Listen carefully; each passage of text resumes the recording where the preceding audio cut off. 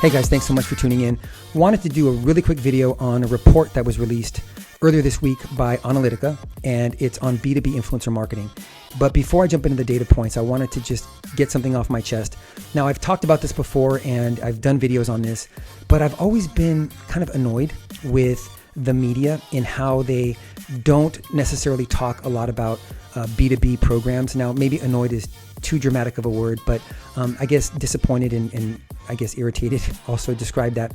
But, I get it. I mean, the media is obsessed with, TikTok and Snapchat and, Instagram stories and the beautiful models and the abs and the eyelashes and the aesthetic feeds and private jets and, celebrity dance routines. I mean, I get it. I understand. B2B programs don't necessarily have all that in many cases. And either they don't realize or they don't care about the level of investments that B2B and technology companies are making in influencer marketing. Now, I would bet that it's comparable to that of consumer brands and what they're spending. I represent a lot of clients, and influencer marketing is always a very high priority.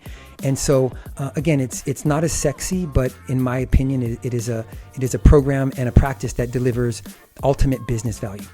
And before I jump out of my soapbox, let me just say that, if influencer marketing is done right, the shelf life of that content is forever. You can have a program launching in January and you will reap the benefits of visibility in Google and other platforms for years to come. Okay.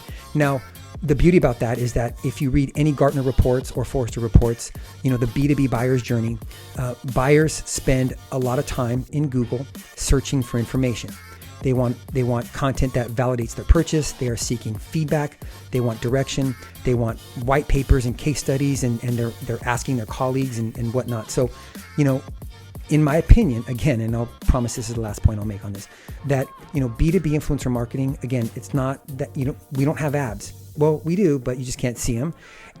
But the content and the value that is delivered to technology companies is by far exponentially higher than what I'm seeing in other places. So let's get into the data. I do want to talk about a few data points that I thought were interesting and insightful.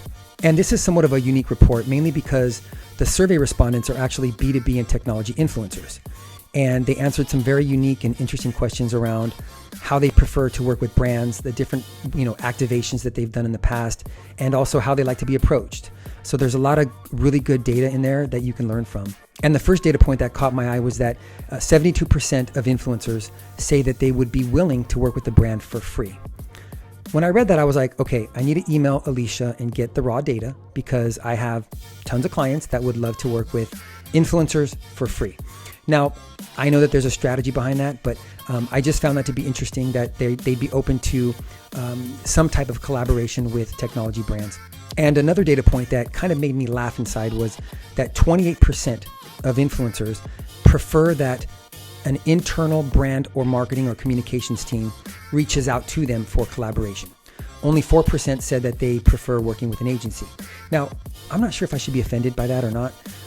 I was kind of, but I'm over it. I get it. I understand why, because, and I think the reason why is this, is that a lot of times brands who are seeking to work with clients and influencers, they get approached or they negotiate some type of fee, and there's really not a lot of bargaining. There's not a lot of back and forth. And with agencies, I know for me, I like to make sure that I get what it is I want for my clients, that they meet the requirements, that what their fee, that it's reasonable. And so personally, I do that on behalf of my clients because I want to make sure that they get the best deal. And what the great news about that is when programs actually are performing and the results are high and everybody's happy, the influencers are happy, the clients are happy, I tend to go back to the same influencers for different clients. So I think the benefit for influencers is to actually want to work with agencies because of the diverse clientele. And the last point, which is probably the most important for me, is that 70% of influencers say that when there is research done on a program and on themselves, that it's typically a high performing and very successful campaign. And I tend to agree. In fact, every influencer program that I do always 100% of the time starts with data and analytics. In fact, I'm of the opinion that you don't always need to have a program in terms of an activation program, a partnership or content partnership with influencers in order to be successful or even manage an influencer program. A lot of times we spend a lot of time not just identifying the top influencers in a category or market, but also understanding what keeps them up at night, what topics are top of mind, what channels they're using, who influences them, where do they publish content, has their content been mentioned in the media or in analyst reports. So that intelligence is super beneficial to clients and technology brands. Now, that's only the first step. Having data and research is great. It needs to be actionable. So a lot of times that data is then, should, and for sophisticated and forward-thinking, innovative brands who are actually doing this, they're using influencer analytics to inform that of their messaging, their narratives, their content, their editorial, everything that they do and that they're publishing through different channels, earned, paid, owned. They are essentially replicating and imitating that of the content and the topics that are top of mind for influencers. And what they can do with that is when they get ahead of the curve and begin to be associated with particular, keywords and phrases before they become buzzwords, they win, right? They win in Google, they win in the media, they win everywhere. Great example of this is the term digital transformation, right? It's a buzzword.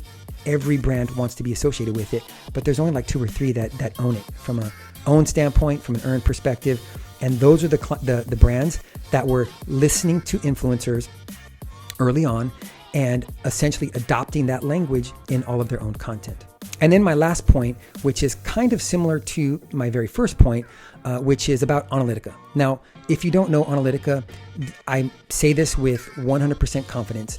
They are the only platform in the market that is meant for B2B marketers. So if you work in B2B or technology and you're trying to figure out what the right platform is, Onalytica is the right tool. It's a huge opportunity for other technology companies to start thinking about this and innovating.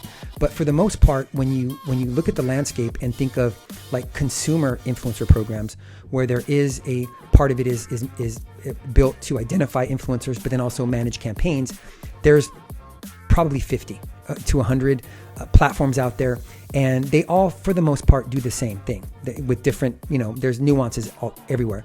But when it comes to B2B and technology, Onalytica is really the only solution out there.